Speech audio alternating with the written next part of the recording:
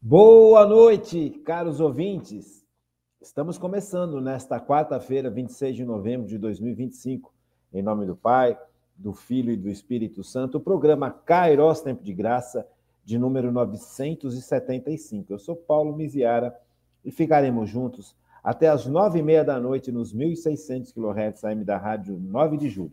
Nos trabalhos técnicos, o Michel Silva, olha ele aí, É isso aí, estamos começando. Quero agradecer demais à Paróquia Nossa Senhora do Brasil por manter esse nosso programa no ar. E quero agradecer a você que está conosco desde o comecinho, que acompanha o programa, que participa do programa, que reza pelo programa, intercedendo, né? Isso é muito importante. Toda a obra de Deus precisa de intercessão, porque a intercessão é um elemento de força, de poder e de proteção.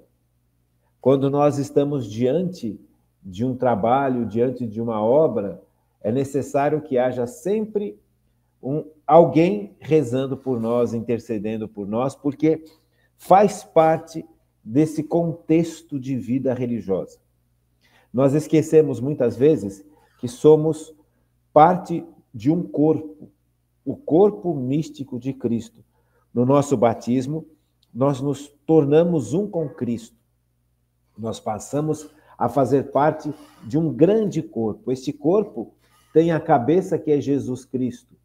E os membros somos todos nós que estamos neste mundo, as almas que estão no purgatório e as almas que estão no céu. Então nós não estamos sozinhos, nós estamos diante de uma grande realidade que é a comunhão dos santos. Muitas vezes a gente esquece disso. E muitas vezes a gente se sente muito solitário, muito triste, porque parece que nós estamos batalhando sozinho e parece que muitas vezes as batalhas não surtem efeito. E aí a gente se cansa, a gente se desanima, mas veja, isso no fundo é uma grande ilusão, porque nós nunca estamos sozinhos, nós estamos juntos e fazemos parte de uma grande unidade, de uma grande comunidade nesta terra, no purgatório e principalmente no céu. E esta comunidade, ela vive unida pelo poder do Espírito Santo. Então a gente nunca deve esquecer que fazemos parte de um corpo. Porque o batismo trouxe para a humanidade, o sacramento do batismo traz para a humanidade essa realidade. Nós passamos realmente a viver num nível muito diferente do que só no nível humano. Isso é muito importante. E é legal que a gente vá recordando essas verdades que a igreja nos ensina, porque são verdades de vida. Verdades de vida. Vez ou outra, a gente se sente cansado, vez ou outra, a gente se sente abalado, triste, magoado. A gente se sente, muitas vezes, sem forças para continuar. E sem a gente perceber, as almas que estão no céu, os anjos, a Trindade Santa, percebe isso, né? Deus percebe a nossa fragilidade e Deus, de alguma forma, comunica isso para todo este corpo. E este corpo místico de Cristo, que é a igreja, age em nosso favor, age em nossa fragilidade para nos fortalecer, para nos deixar firme para continuar a caminhada. Como nós estamos vendo aqui nesse nosso resumo, e esse resumo é um resumo importante por causa disso, porque a gente trata de vários assuntos de uma maneira muito compacta, de uma maneira muito simples, assuntos que todos eles que nós já estudamos de uma maneira muito aprofundada ao longo desses 6 anos de Kairos, né? Mas que agora estão sendo apresentados de uma maneira muito, muito agrupada. E aí fica claro para a gente, fica muito claro a importância de todos esses temas que são realmente apresentados como um grande resumo agora. Então, nós estamos estudando no Catecismo da Igreja Católica a ação do Espírito Santo diante de uma série de conceitos que já foram estudados, né? Então, a gente vai lembrando do Espírito Santo, da pessoa do Espírito Santo, e vai lembrando e estudando uma série de conceitos que foram dados ao longo desses 6 anos, só que agora eles estão agrupados num grande conjunto, né? Então, nós estamos vendo a importância da dignidade do ser humano. E a dignidade do ser humano passa por várias realidades. Então, o primeiro fator que mostra a realidade do ser humano, a dignidade do ser humano, é justamente esse fator de que fomos criados à imagem e semelhança de Deus. E como imagem e semelhança de Deus, estamos vivendo não de forma isolada, não deveríamos estar vivendo de forma isolada. Fazemos parte de um corpo, o corpo de Cristo. Então, a gente recebe todas as mensagens de vocês, todo o carinho de vocês, todas as orações de vocês, justamente nesse contexto. Porque junto de nós, as almas que estão no purgatório e as almas que estão no céu também intercedem por nós. A gente não vê, a gente não escuta, a gente não tem contato com eles. Porque eles estão numa outra realidade. Eles passaram deste mundo ou para o purgatório ou para o céu. Então, nós não temos e não devemos buscar essas almas nesse contexto de querer ter uma comunicação com essas almas. A comunicação quem faz é o Espírito Santo. É o Espírito Santo que nos une como homens e mulheres nesse mundo, que rezam um pelos outros, como vocês rezam por mim e pelo programa, como eu também rezo por vocês quando eu estou na missa. As almas que estão no purgatório também rezam por nós, e as almas que estão no céu também rezam por nós. Só que elas fazem isso movidas pelo amor de Deus. Então, nós não temos que invocar essas almas, isso não pode acontecer. Nós fazemos parte de um mesmo corpo, mas essas almas estão numa outra situação e elas devem estar nessa outra situação que um dia nós todos estaremos também. Então é importante que a gente compreenda isso, é importante que a gente perceba que a intercessão é algo extremamente importante e a gente deve cultivar a intercessão. A gente deve rezar pelas almas do purgatório, né? Mas como é que eu sei que uma alma está no purgatório? Eu não sei. Eu rezo pelas almas que estão no purgatório, sejam elas quais forem. Porque se elas estão no purgatório, é porque elas aceitaram Jesus como Senhor da vida delas. Então elas estão sendo purificadas para serem mergulhadas na Trindade Santa por Cristo, no poder do Espírito Santo. E as almas que já estão no céu, elas enxergam algumas coisas que acontecem conosco aqui nesse mundo através do olhar de Deus, através do prisma de Deus. Elas enxergam através daquilo que Deus mostra para elas. E ao enxergarem, elas intercedem por nós. Então nós não precisamos ficar preocupados, nós não estamos sozinhos, Deus está conosco. Então essa intercessão, que são essas orações que vocês fazem por nós, elas também acontecem no céu. Então é bonito quando a gente compreende todo esse processo maravilhoso de intercessão, todo esse processo digno e sábio de intercessão que Deus permite que aconteça no nosso mundo. Então, os comentários que eu recebi no dia 12 desse mês são os seguintes, deixa eu ler para você aqui. Iricene, claro que sim, claro que ela está concordando com as propostas que foram feitas naquele dia do programa, né? A Hanna Ranagusco diz assim, boa noite, doutor Paulo, as aulas estão ótimas. Prefiro que continue com o resumo também. Deus abençoe o projeto e todos nós. Por quê? Naquele dia, no dia anterior, eu tinha explicado que o resumo seria mais alongado. Praticamente já teria terminado o resumo, mas nós percebemos que foi necessário trazer mais temas para esse resumo, sob a ação do Espírito Santo, para que as pessoas possam realmente agrupar uma série de conceitos que foram dados ao longo do tempo, né? E que estão meio que desagregados, meio que distantes. Então, esse resumo ele passa a ser realmente um instrumento legal de formação, um instrumento legal de conhecimento, porque agrega um monte de temas que nós já estudamos, tá bom? Então é importante e é legal que a gente continue nessa toadinha aqui, né? Muito obrigado, viu, Hanna? A Selma Caires Neves diz assim, boa noite, doutor Paulo. Eu prefiro que continue com o resumo, pois nos ajuda a recordar e atualizar tudo o que aprendemos. Aí, tá vendo? Então, realmente é um processo de que o Espírito Santo foi tocando o coração da gente. Porque esse resumo seria bem menor do que ele está sendo, quando eu pensei nele. Porque nós mudamos de horário, né? Quando nós passamos para o horário das 8 horas da noite, muita gente passou a participar do programa que já não teve a formação que os outros tiveram. Porque o Kairos aconteceu num horário diferente. Em horário diferente, atinge pessoas diferentes. Então, como mudou de horário, a programação toda da rádio mudou, eu achei por bem fazer um resumo para acolher todas as pessoas que estavam chegando. E eu fui percebendo que esse resumo acabou sendo muito bem aceito no coração de quem já estava participando do programa. Porque justamente faz isso. Ele traz os temas que nós estudamos, eles são tratados de uma forma muito compacta e muito eficiente. E isso é legal. Então, as pessoas perceberam que isso é bom. Então, eu achei por bem continuar esse resumo e tratar de alguns temas que não foram tão bem tratados ou que foram tratados há muito tempo atrás, tá bom?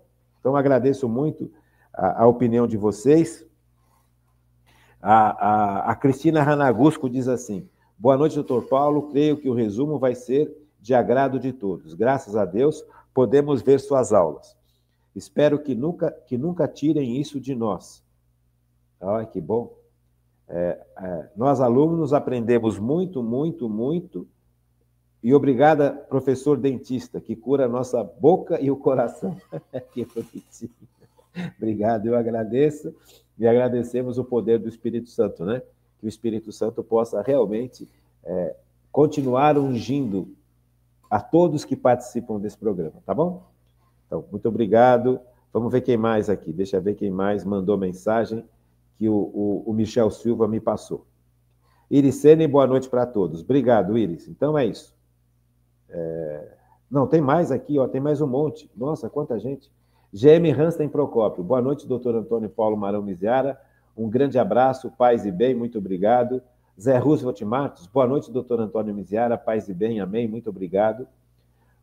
Angelina Lima. Boa noite, doutor Paulo. Para mim, sim.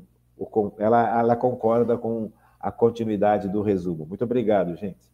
Marlene dos Reis, boa noite, gratidão sempre. Fátima Cardoso, boa noite abençoada. Angelina Lima, gratidão. Então, agradeço demais, gente, o apoio de vocês, o carinho de vocês e a compreensão de vocês, tá bom? Então, vamos continuar o nosso estudo sobre as bem-aventuranças. A ação das bem-aventuranças. As bem-aventuranças, elas são realmente importantíssimas, porque elas revelam a forma de Deus pensar em favor da humanidade. Então, uma sociedade que não conhece o estudo, a explicação que Jesus nos dá sobre as bem-aventuranças, é uma sociedade cega, é uma sociedade acéfala, porque Deus pensa desse jeito, bem-aventurados pobres em espírito, bem-aventurados os que sofrem, bem-aventurados os que clamam por justiça. Veja, você percebe que é uma visão completamente diferente daquilo que o mundo vive e prega, daquilo que a nossa carne exige. Então, a visão que Deus nos dá das bem-aventuranças é uma visão que é profundíssima. Ela vai fundo na identidade do ser humano. O ser humano não suporta injustiça. E quando você vive fora da mentalidade de Deus, nós cometemos muitas injustiças. Nós todos. Não importa quem você seja, não importa se você já está na caminhada, não importa se você cuida dos velhinhos, dos pobrezinhos na rua, não importa. Se nós nos afastamos da mentalidade de Cristo, dos mandamentos de Jesus, dessa realidade que Jesus revela para a humanidade, nós cometemos muitas injustiças, todos nós. E as injustiças, elas causam consequências, né? Quando a gente vive uma vida egoísta, fechada em si mesma, ou em si mesmo, fechado nos meus planos, nos meus desejos, na minha forma de olhar o mundo, isso é muito bravo, isso é muito triste. As nossas universidades formam jovens fechados em si mesmos, fechados em ideologias, não abertos para o sofrimento do próximo, mesmo que tenha uma narrativa que fale do sofrimento do próximo. Porque quando você propõe uma solução ideológica para resolver o sofrimento dos outros, você não leva em consideração o que Jesus ensinou. Você não leva em consideração os 2000 anos de ação do Espírito Santo na igreja. Você não leva em consideração os 6.000 anos de revelação de Deus através do povo de Israel. Então, só pode falhar. Então, as nossas faculdades, as nossas universidades, elas se tornaram fechadas em conceitos ideológicos e de costas para aquilo que Deus ensina. Porque o parâmetro do que é bom e do que é ruim nos é dado por Jesus. Sabe, Jesus nos dá os mandamentos, Jesus nos dá as virtudes, Jesus nos dá aquilo pelo qual nós devemos lutar, aprender e pôr em prática. Veja, as bem-aventuranças, elas são realmente uma realidade muito profunda. Vamos rever um pouquinho, porque senão a gente acaba falando e esquece o importante aqui, ó. Evangelho de São Mateus, capítulo 5, versículos de 3 a 12. Bem-aventurados os pobres em espírito, porque deles é o reino dos céus. Bem-aventurados os mansos, porque herdarão a terra. Veja, é o oposto do que o mundo, do que a carne e do que o demônio nos oferece. O demônio, o mundo e a carne nos oferecem um mundo violento, aonde o mais violento vence, aonde o melhor vence, aonde o grande campeão é exaltado, aonde o mais forte é o que leva a tudo. E Jesus fala ao contrário, veja, bem-aventurados os mansos, porque herdarão a terra. Manso não é uma pessoa inerte, uma pessoa vencida pelo mais forte. O manso é aquele que aceita as provações da vida e vive essas provações em Cristo. O manso é aquele que não responde o orgulho que recebe, o orgulho que nos ataca com orgulho. O manso é aquele que aceita que é fraco e o seu poder vem de Deus, não vem das atitudes de bravata, de corrupção, de domínio, de império, de mentira. A mentira hoje foi institucionalizada. Você pega, por exemplo, desculpa, eu vou dar esse exemplo, pode dar milhares de outros exemplos, mas você pega, por exemplo, o que é o marketing político? O marketing político é você fingir ser o que você não é. É falar aquilo que cai bem no coração de quem vai votar em você, e, na verdade, você não tem intenção nenhuma de fazer isso. Então, o marketing político é uma realidade de mentira que mascara as intenções de quem toma o poder. Terrível. Ele pode ser usado de forma bonita se ele fosse realmente reflexo daquilo que está no coração das pessoas que querem assumir cargos políticos. Mas, na realidade, o marketing político é um verniz que encobre podridão. É uma tinta branca que disfarça o mofo e a sujeira. Isso é muito triste. Veja, então, o manso é aquele que não quer isso. O manso é aquela pessoa que entendeu que precisa ser transformado por Deus, curado por Deus, refeito por Deus no Cristo, no poder do Espírito Santo. Não fica se revoltando, se rebelando e buscando sistemas ideológicos que promovem ódio e que promovem revolução. O manso é aquele que percebe que quem vai transformar as injustiças que todos nós causamos é Cristo, através do reino de Deus agindo nos corações. Por isso que a primeira bem-aventurança diz assim, ó, bem-aventurados os pobres em espírito, porque deles é o reino dos céus. Quem vai resolver todos os problemas causados pelos nossos pecados e pelas nossas injustiças é Cristo agindo em nosso coração. Não são revoluções ideológicas. Importante, né? Então, veja, bem-aventurados os mansos, porque herdarão a terra. Bem-aventurados os aflitos. Gente, hoje eu estava rezando em cima disso e percebendo a corrupção terrível que campeia no Brasil e que campeia em outros países. a violência causada por vários agentes que são terríveis. Sabe? E aí você percebe que muita gente gosta disso, muita gente está ganhando dinheiro com isso. Para muita gente interessa essa corrupção, interessa essa violência terrível que oprime milhões e milhões de brasileiros. Veja, isso dói no coração. Isso faz com que... Tem dias que eu tenho vontade de chorar, de ver tanto sofrimento e de tanta gente que se beneficia desse sofrimento. Como isso dói, como isso machuca.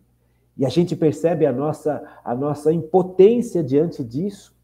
O que a gente pode fazer diante deste cenário terrível que cerca a humanidade hoje em dia? A não ser rezar, a não ser buscar a santidade, porque é isso que vai resolver, ao longo prazo, esses problemas todos. Por isso é necessário ter a humildade, é necessário ter a piedade, a confiança em Deus. Veja, são os humildes que têm isso, são os mansos que têm isso. Não adianta eu querer resolver tudo com a força ou com a minha forma de entender o mundo, porque não vai resolver. Eu tenho que viver santamente. Se eu viver santamente neste mundo, eu deixo de causar um monte de problemas para os outros. E eu passo a trazer soluções. Veja, uma pessoa que vive na pureza é uma pessoa que se deixa tocar pelo sofrimento do outro. Uma pessoa que vive na impureza é uma pessoa que não percebe o sofrimento do outro porque está viciado no prazer que a impureza traz. Por isso é importante a gente compreender essas coisas todas. Não tem como a gente viver uma vida indiferente àquilo que Deus ensina, porque isso é terrível, é isso que o demônio quer. Então, bem-aventurados os aflitos, porque serão consolados. Bem-aventurados os que têm fome e sede de justiça, porque serão saciados. Bem-aventurados os misericordiosos, porque alcançarão misericórdia. Veja, quando a gente percebe o pecado nos outros, o que a gente deve fazer é ajudar a mostrar para os outros que aquilo não está certo. Mas aquilo também afeta a gente. Aquele pecado que você vê no outro está dentro de você também. Então você não julga o ser humano, você ajuda o ser humano a enxergar a feiura do pecado, a maldade que está por trás do pecado e as consequências terríveis que está em viver no pecado. Então você é impelido pelo Espírito Santo a mostrar isso para os outros, não a julgar. O julgamento pertence a Deus, mas mostrar o que é certo e o que é errado, principalmente com o ensino, com a pregação e com uma vida coerente, faz com que os outros também percebam que o pecado está dentro deles e o pecado faz mal. Então a gente não pode ficar indiferente ao pecado. É omissão você não condenar o pecado agindo na humanidade. Agora, o julgamento de quem peca pertence a Deus, não pertence a gente. Então, você mostrar o pecado que age tanto no outro quanto em nós é obrigação. Por isso Jesus mandou: ide e ensinai, ide e pregai. Batizai as pessoas em nome do Pai, do Filho e do Espírito Santo. É por causa disso, porque o pecado destrói. Então, quando a gente vê alguém em pecado, nós precisamos ajudar essa pessoa a enxergar que está no pecado e que o pecado faz mal. Só que nós estamos num mundo que não aceita mais isso. Nós estamos num mundo que tomou o pecado como algo legal.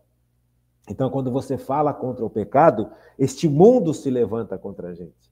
Essa pessoa que você quer ajudar, ela se levanta contra você, porque ela não quer sair do pecado. Veja, então, é difícil, mas não é porque é difícil que nós devemos deixar de fazer. Não é porque é difícil que nós devemos cair nos pecados também. Então, veja, é importante. Como é importante. Veja como as bem-aventuranças são muito importantes, gente. Que formação básica para a vida nos traz as bem-aventuranças. Bem-aventurados os puros de coração, porque verão a Deus. A impureza impede que eu enxergue a ação de Deus em mim, no mundo e na história. Tanto é que você vê esses grandes historiadores, esses grandes filósofos, eles não conseguem enxergar Deus agindo no mundo. Eles não acreditam em Deus. E eles acusam Deus dos erros que os homens cometeram por causa dos pecados. Como se Deus fosse culpado dos pecados dos homens, porque os homens escolheram este caminho. Então, esses grandes ateus não são capazes de enxergar a Deus. Por quê? Não acreditam mais em Deus, porque vivem uma vida impura, em todos os sentidos. E todos nós corremos o risco de cair numa vida impura, a partir mesmo da sexualidade. Porque hoje é oferecido para a humanidade um verdadeiro supermercado de impurezas. E a gente tolamente vai caindo nisso, e sem perceber vamos perdendo esta fé, esta visão que Deus propicia através do dom da ciência a todos nós, de enxergar a ação dele na minha vida, na minha história, na história da minha família, na história da igreja, na história da sociedade. Nós vamos perdendo o contato com Deus. Por isso que não é à toa que passa tanta pornografia, por isso que não é à toa que passa tanta impureza. Então é importante a gente fixar bem esses conceitos, gente. Essas bem-aventuranças, elas são extremamente importantes para a vida da gente. Bem-aventurados os que promovem a paz, porque serão chamados filhos de Deus, ainda mais no mundo cheio de guerras e de violências, né? Bem-aventurados os que são perseguidos por causa da justiça, porque deles é o reino dos céus. Bem-aventurados sois quando vos injuriarem e vos perseguirem, e mentindo disserem todo o mal contra vós por causa de mim. Alegrai-vos e exultai, porque é grande a vossa recompensa no céu. Veja, a bem-aventurança nos põe a caminho do lugar para onde nós devemos viver e devemos ir, que é o céu. As bem-aventuranças nos mostram que esse mundo é uma passagem e que o nosso destino é o céu. Percebe? Então, esse estudo das bem-aventuranças, ele faz com que a gente perceba a dignidade do ser humano. O ser humano foi criado à imagem e semelhança de Deus para ir para o céu, para viver no céu com Deus, para reinar com Deus. E aqui você percebe que tudo isso que afasta o ser humano desse grande caminho, desse grande norte, vai contra o ser humano. Vai contra a bondade de Deus, vai contra os planos de Deus. Destrói o ser humano. O ser humano foi feito para viver no céu. E a gente não tem essa noção mais. Nós estamos tão mergulhados nesse mundo que nós achamos que fomos feitos para viver nesse mundo. E que esse mundo é a última resposta para tudo. Não, nós não fomos feitos para esse mundo. Nós somos seres do céu, para o céu, que estão passando nesse mundo. Percebe? O nosso destino é o céu, o nosso lugar é o céu, a casa onde Cristo prepara para nós está no céu, não está aqui. E quantos de nós brigamos por causa da casa da terra? Quantos irmãos brigam com os seus irmãos por causa de herança, por causa de uma série de coisas? Triste, né? Que falta de... Estou com uma alergia no nariz. Que falta de perspectiva. Que falta de compreensão das bem-aventuranças. Quantas brigas em famílias, quantas brigas de sociedade, quantas brigas de sócios, de amigos, quantas brigas de países, de cidades, porque não tem a menor noção de que fomos feitos para o céu, não tem noção das bem-aventuranças. Então, a validade da vida está justamente no fato de encontrar este caminho que Cristo nos propõe. Então, este caminho, ele é composto das bem-aventuranças, das virtudes, dos dons de santificação, dos mandamentos, porque é isso que faz com que a gente seja preparado para ser mergulhado na Trindade Santa. Então, é importante a gente rever esse estudo com muita garra, com muita vontade, com muita felicidade, né? Então, bem-aventurados, os homens bem-aventurados são homens livres. São homens que não têm mais, homens que eu falo aqui é o gênero, né? Homens e mulheres. São seres humanos que compreenderam realmente isso. Felizes os que compreenderam que isso aqui é só uma passagem. Felizes aqueles que não caíram nos enganos e nas trampas das ideologias, das filosofias materialistas, do ateísmo, do abandono de Deus, do abandono do sofrimento dos irmãos. Felizes aqueles que vivem para Deus e para o próximo. Estes são felizes. Contra toda essa carga de impureza que nos faz ficar presos em nós mesmos. E aí a gente não consegue viver para Deus e para os irmãos. Veja como a liberdade que Deus deu para a humanidade é importante. A liberdade é sinal da dignidade do ser humano. O ser humano foi feito para viver de forma livre. Essa é uma das características que dignificam o ser humano. Se lembram? São 8 características. Já vimos 2, estamos vendo a terceira, a liberdade do ser humano. Veja, o ser humano foi feito à imagem e semelhança de Deus e o ser humano foi feito para o céu. Então, isso aqui é o começo da base que dignifica o ser humano. Mas o ser humano tem que fazer escolhas. Eu quero escolher ir para o céu ou eu vou viver para o mundo. Quantos milhões de pessoas hoje escolheram viver para o mundo? Veja, deram as costas a tudo isso. Talvez nem saibam que isso existe, mas estão dando as costas a tudo isso que nós estudamos. Isso é uma escolha, gente. A nossa vida é feita de escolhas diárias. Eu não posso fingir que eu não preciso escolher. E justamente o ser humano foi feito à imagem e semelhança de Deus, capaz de fazer escolhas, porque Deus escolhe, Deus faz escolhas, Deus decide. Hoje eu decidi fazer o céu, e fez o céu, mas ele decide por amor, ele não decide por capricho, ele não decide por vaidade, Deus não decide por incoerência, porque Deus é perfeito. Quando ele decide fazer alguma coisa, ele decide por amor. Por amor, porque Deus é amor. Então, o que deve mover as nossas decisões é Deus, porque Deus é amor.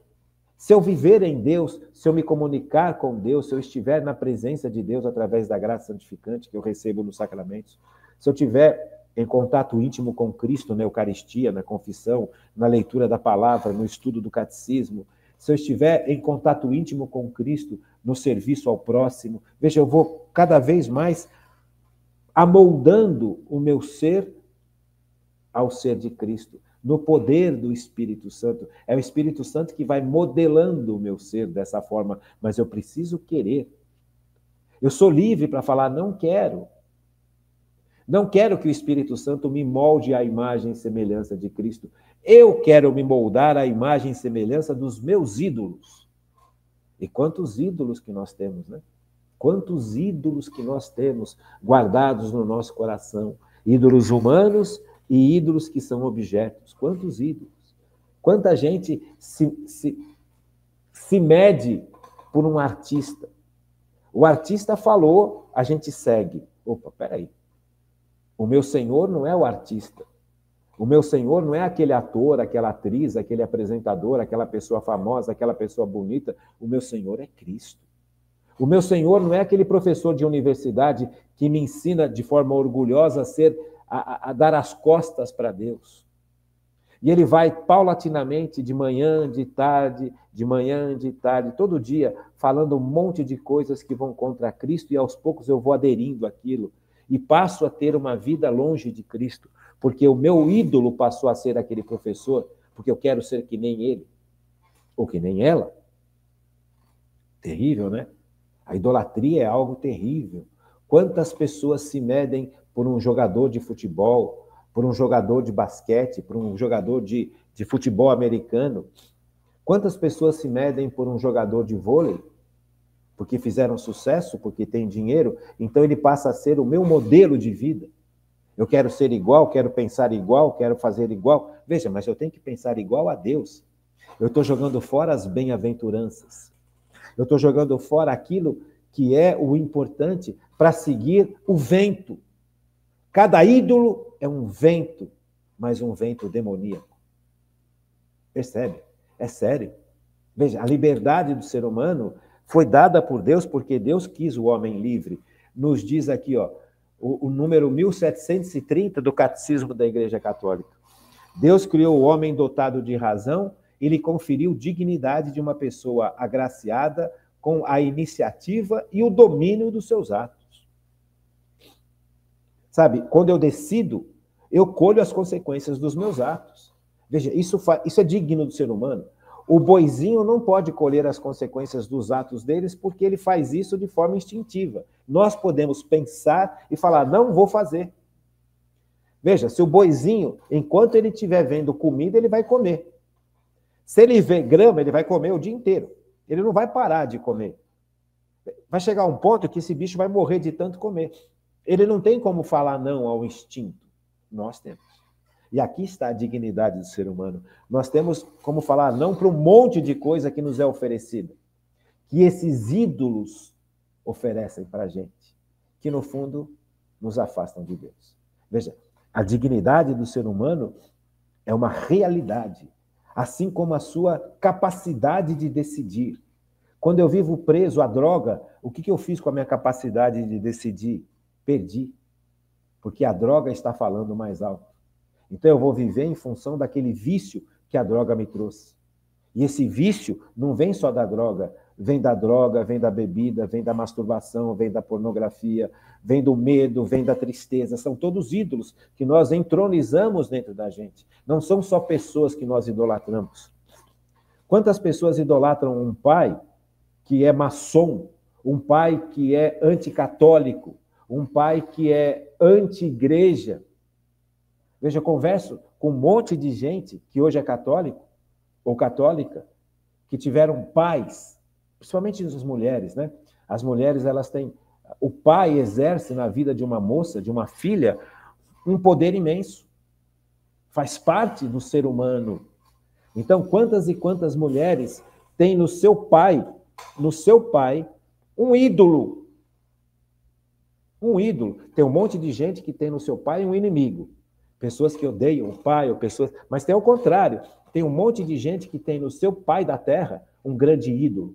E esse pai da terra era maçom, porque a maçonaria vai contra o catolicismo. Hoje eles falam que não, mas vai profundamente contra. A gente nem pode falar muito, porque senão dá um monte de problema. Mas veja, quantas filosofias iluministas existem no mundo e que formaram a cabeça de um monte de pai, de avô, de bisavô, de tataravô. E essas filosofias iluministas, das quais uma delas é a maçonaria, é este grupo formado de pessoas que têm uma mentalidade de iluminismo, ou seja, não aceita Deus, não aceita a igreja, não aceita nada. E que formaram multidões de pessoas, e que formam multidões de pessoas, dentre elas podem ser os nossos pais, avós, bisavós. Quanta gente vem carregando, ao longo desses últimos séculos, 3, 4 séculos aí, essa visão anticatólica, anti-igreja, anticristo, antipadre, antipapa. Quantos e quantos? O protestantismo bebeu disso aí, lá atrás, antes de chegar no iluminismo.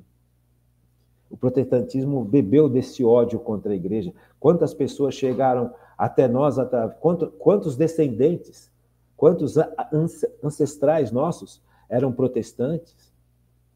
Veja, tudo isso carrega um ranço contra a igreja e, no fundo, a gente acaba idolatrando, porque são pessoas boas também, não são pessoas más. Tem pessoas muito boas em qualquer lugar.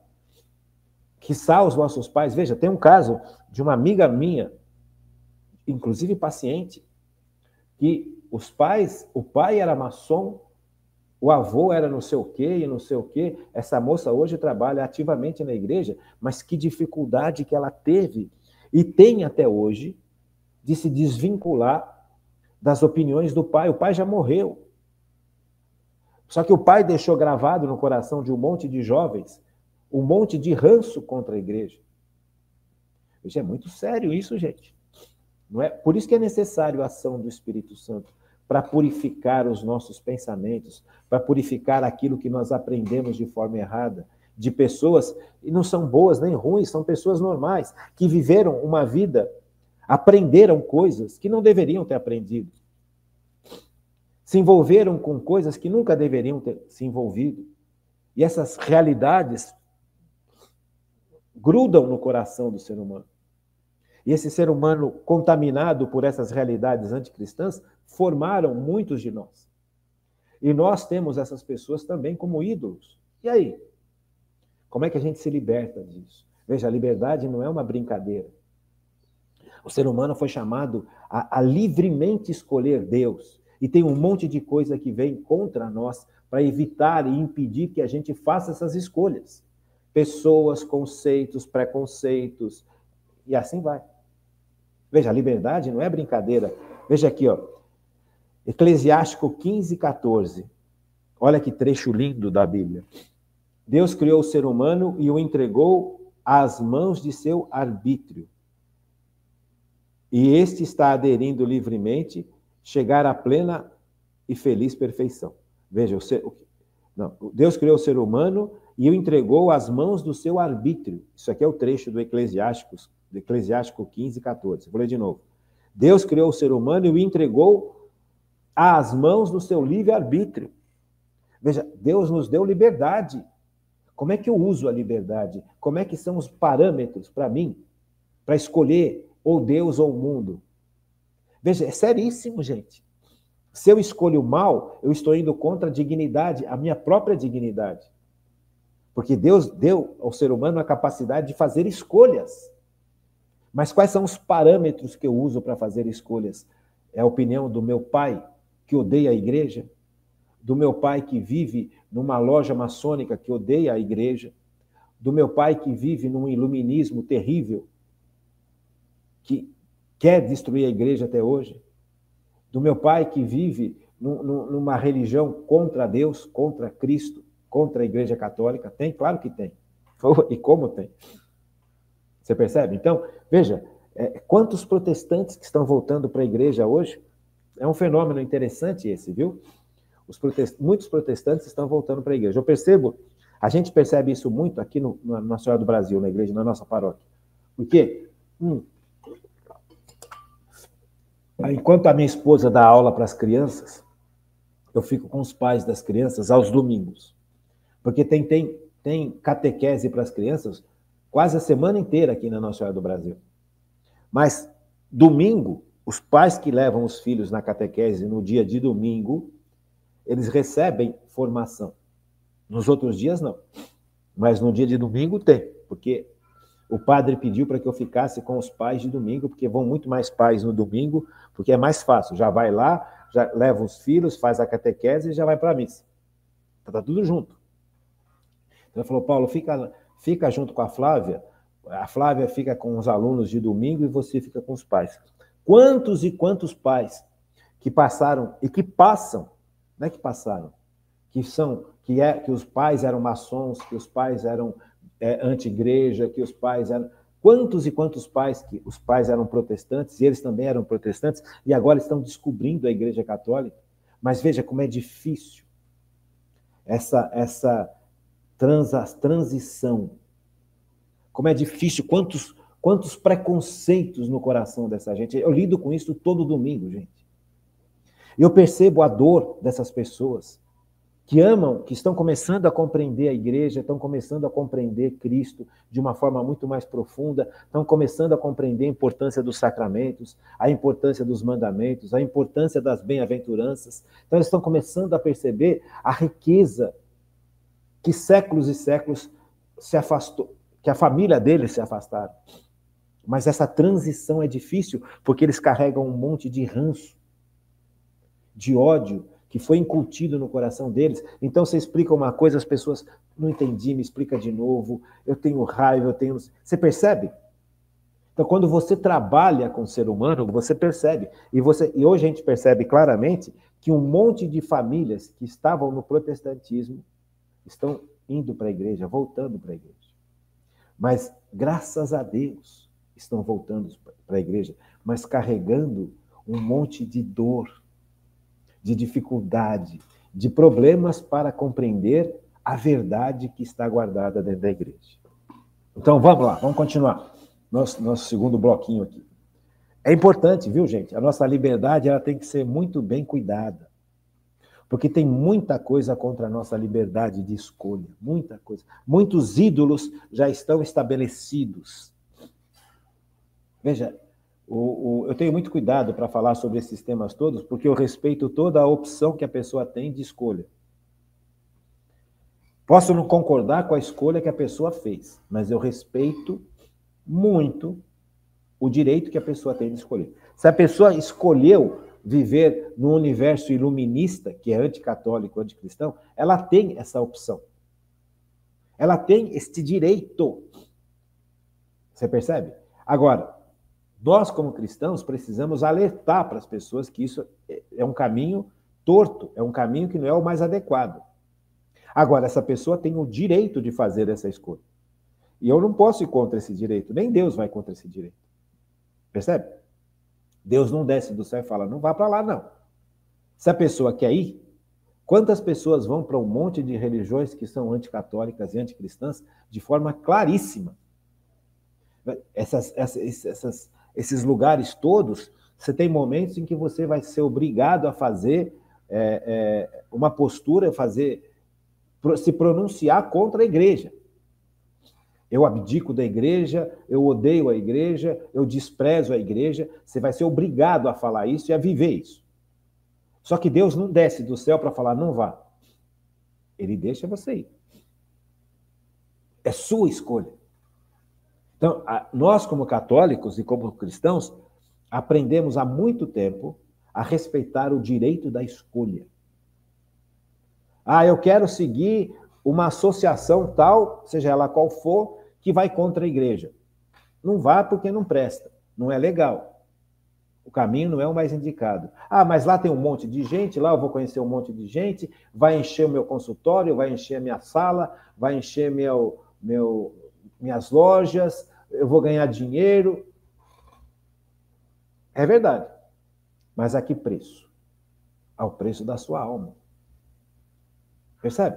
Então, veja, nós, como católicos, temos a obrigação de falar, que é o que nós estamos falando. Agora, se a pessoa quer ir, é um problema dela. Eu tenho o dever de respeitar a liberdade de cada um. Veja, a liberdade religiosa não é para o católico não tem isso. Não respeitam a nossa liberdade religiosa. No mundo hoje, tem um monte de países que proíbem o catolicismo de estar lá, que perseguem o catolicismo, que proíbem a Bíblia, que proíbem os sacramentos, que proíbem rezar, que proíbem ter uma igreja, que proíbem abrir uma igreja e rezar e celebrar uma missa. Há muitos países hoje no mundo que o católico é perseguido de morte. Você vai em vários países da África, vários países lá da Ásia, vários países lá de cima, as pessoas são mortas.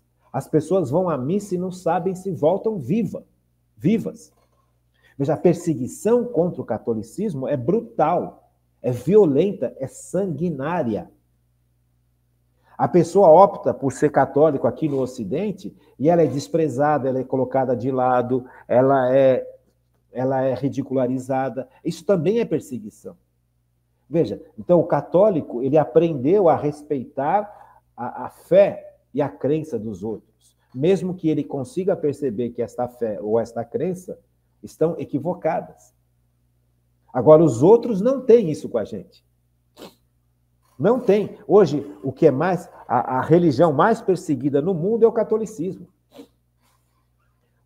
Tanto de forma sanguenta, sanguinária, lá em cima, quanto de forma sutil aqui no Ocidente.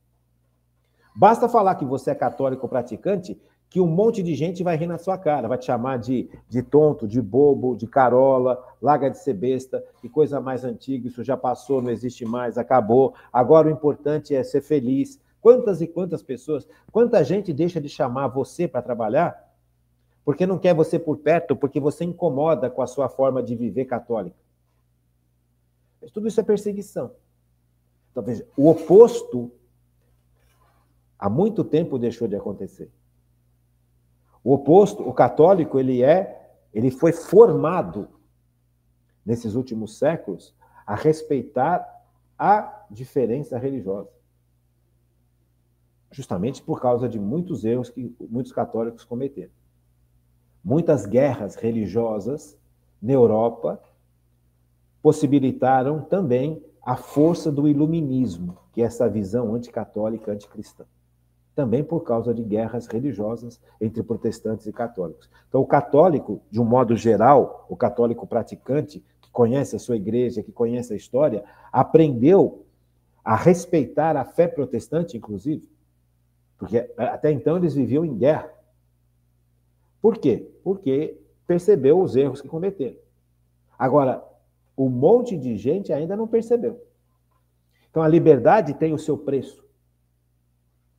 Sabe, muitos católicos hoje estão sendo mortos, gente, por ter escolhido o catolicismo. Eu vou dar um dado para vocês, que isso, quando eu aprendi, me chocou demais. O catolicismo tem 2000 anos. Os primeiros 300 anos do catolicismo foram anos de perseguições brutais. Quando nós estivermos estudando a história da igreja, nós vamos nos dedicar muito a essas perseguições. Os primeiros que perseguiram foram os judeus. Os judeus radicais que não concordavam com o surgimento do cristianismo no seio do judaísmo. São Paulo foi muito perseguido, e São Paulo também perseguia enquanto ele era fariseu. Ele perseguiu o catolicismo, o cristianismo. Depois ele se converte e se torna o grande apóstolo. Mas só que quem apoiava São Paulo a perseguir os cristãos continuou. São Paulo se converteu, mas esse grupo não se converteu. E esse grupo continuou perseguindo os cristãos, inclusive Paulo. Percebe? Então, essas perseguições foram muito fortes. E essas perseguições não eram só perseguições teóricas. Eles matavam também. Aí, pois, Roma começou a perseguir. Porque aí Roma começou a entender que o cristianismo era um ataque, o conceito cristão era um ataque contra a visão de Roma. Roma baseava o seu poder na violência, na opressão. E o cristianismo propunha o amor, propunha o perdão, propunha a olhar o ser humano com dignidade. Olha aí a importância que nós estamos estudando. Só que isso para Roma foi terrível. Espera um pouquinho. O Império de Roma foi baseado na violência e na opressão. E aí surge esse catolicismo, esse cristianismo que prega amor, que prega perdão e que prega que o ser humano é digno, não pode ser tratado de qualquer jeito. Isso foi um soco no estômago do pensamento romano imperial. E aí Roma também começa a perseguir o cristianismo com muita morte. Quantos católicos foram mortos, crucificados? Quantos católicos foram mortos no Coliseu, lá em Roma, ou nos outros lugares que também tinham, que não era só em Roma que tinha essas barbaridades de matar as pessoas com feras. Jogavam os leões em cima. Percebe? E o povo aplaudindo. Não foi só Roma que foi assim. Várias cidades italianas eram assim. Então, o catolicismo, o católico, os primeiros 300 anos do catolicismo, foram anos de muita perseguição e de muita morte. Morreram milhares e milhares de pessoas para não negar a Cristo. Percebe? Eles amavam tanto Cristo, tanto, tanto, tanto.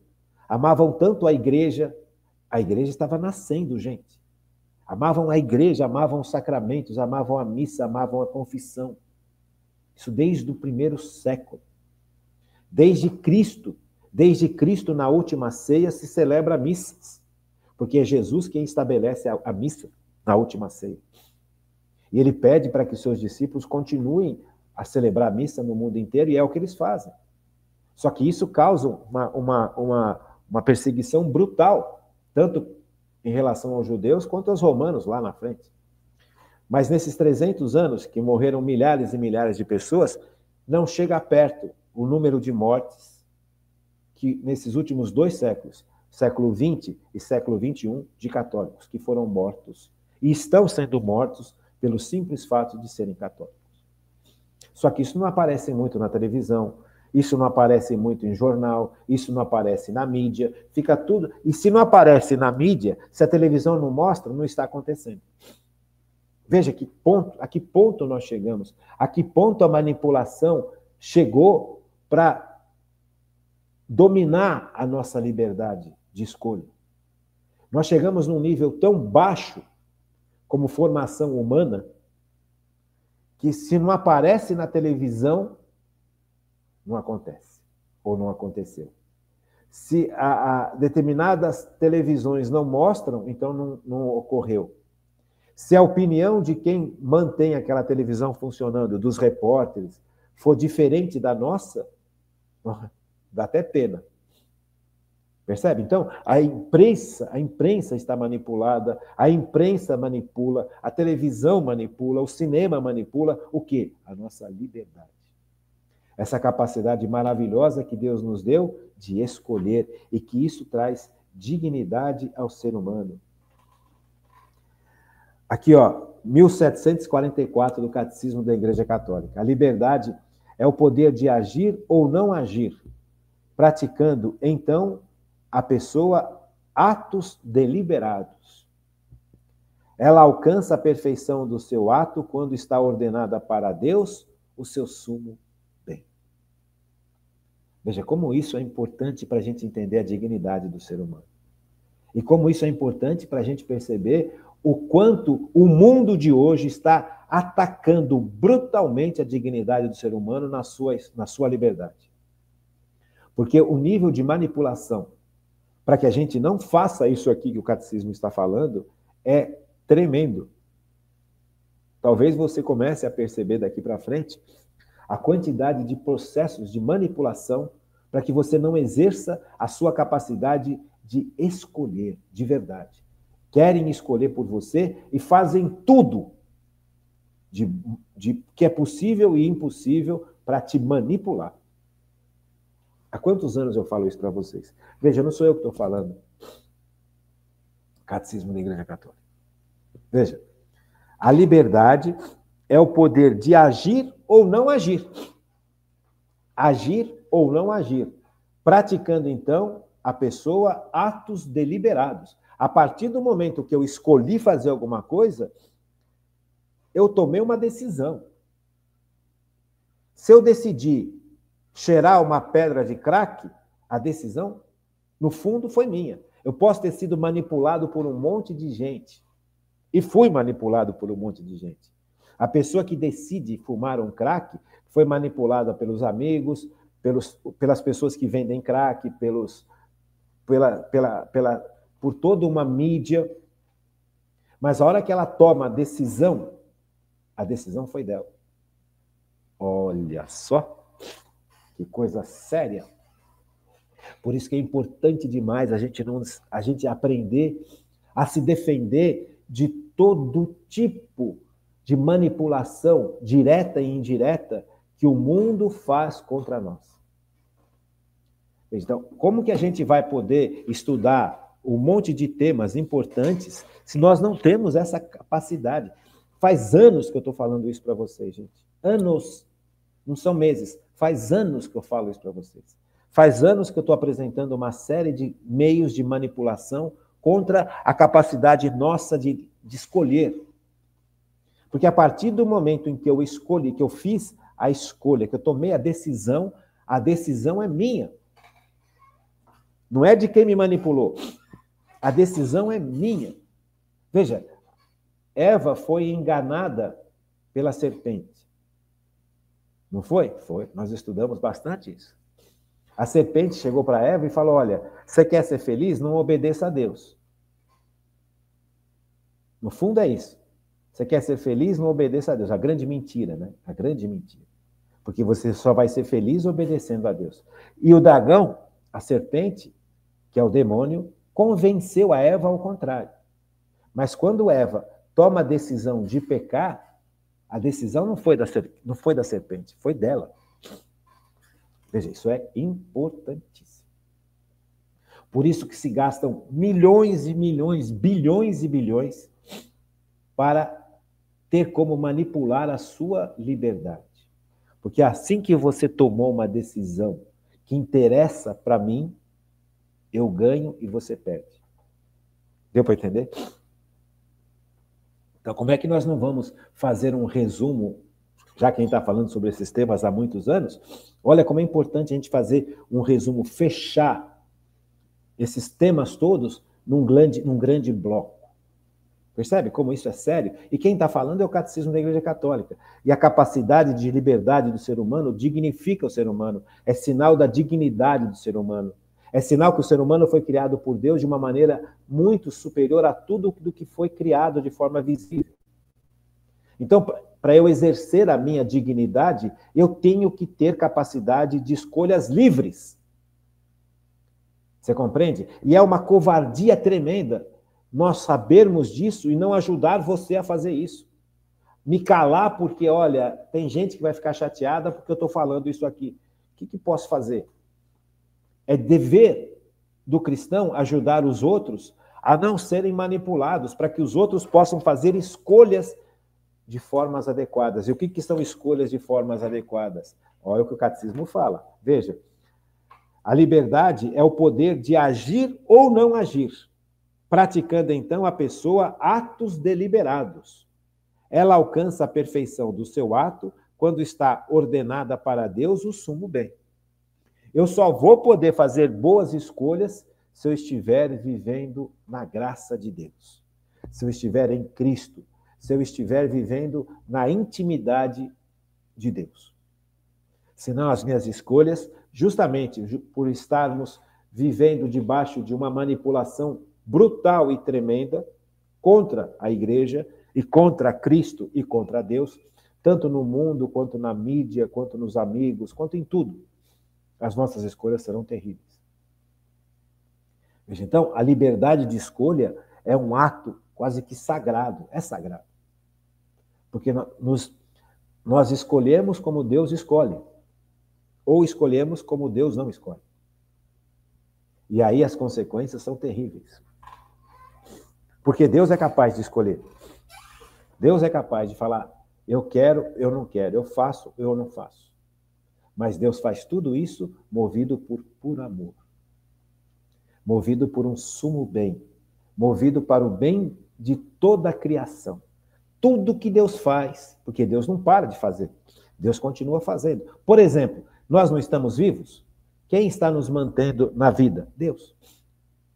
Nós estamos vivos. Se você está escutando esse programa hoje, é porque Deus está te mantendo na existência. Então, Deus escolheu te manter na existência nesse dia de hoje, nessa noite que você está escutando esse programa. Por que Deus escolheu te manter vivo nessa noite? Porque a sua sabedoria é eterna. E Ele sabe que você precisa aprender isso. Então, você não pode morrer sem aprender essas coisas. Porque essas coisas vão interferir de forma direta na sua capacidade de escolher bem ou escolher mal. Veja como Deus é bom. Veja como Deus continua agindo. Ele age, age, age, baseado no seu amor, baseado na sua sabedoria, baseado na benignidade, baseado na bondade e baseado na providência. Deus pode tudo. Sabe, veja, Deus mantém o sol surgindo de manhã. Quem que faz o sol surgir de manhã? São os atos físicos, são os elementos físicos e químicos? São as órbitas que as estrelas fazem? E quem sustenta essa órbita das estrelas? Quem faz com que o sol possa girar e possa correr no espaço? Tem forças que fazem isso, mas quem sustenta essas forças? Astronômicas, físicas e químicas, senão Deus. Quem faz com que a sua célula produza proteínas? O DNA vai fazer com que você possa produzir proteínas nas suas células e essas células vão sustentar o teu corpo. Vão te dar pele, vão te dar osso, vão te dar cabelo, vão te dar os órgãos. Começa lá. Mas quem dá este poder para as células fazer isso? Quem dá vida? Deus. Então Deus continua agindo, continua. Ele escolhe. Chega uma hora que ele fala, bom, esse meu filho ou essa minha filha já está pronto para vir, para ficar comigo. Deus escolheu o seu momento. Então veja, as escolhas que Deus faz são sempre santas e perfeitas, porque Deus é santo e perfeito. E Deus deu a capacidade para o ser humano também de fazer escolhas santas e perfeitas. E para isso, ele fez o ser humano livre. E existe todo um universo querendo contaminar a sua liberdade. Até nisso, a escolha é sua. Entre assistir uma novela e um programa nessas televisões que querem manipular a nossa inteligência, a nossa forma de enxergar o mundo, a nossa forma de enxergar a política, a nossa forma de enxergar a economia, a nossa forma de enxergar tudo, e ler um livro, quem faz a escolha? Você. Depois não adianta reclamar. É isso. Que bom. Que bom que podemos passar por esse programa, que podemos ter essa capacidade, né, de caminhar com Deus. Tá? Fiquem com Deus, uma boa noite e até amanhã, se Deus quiser.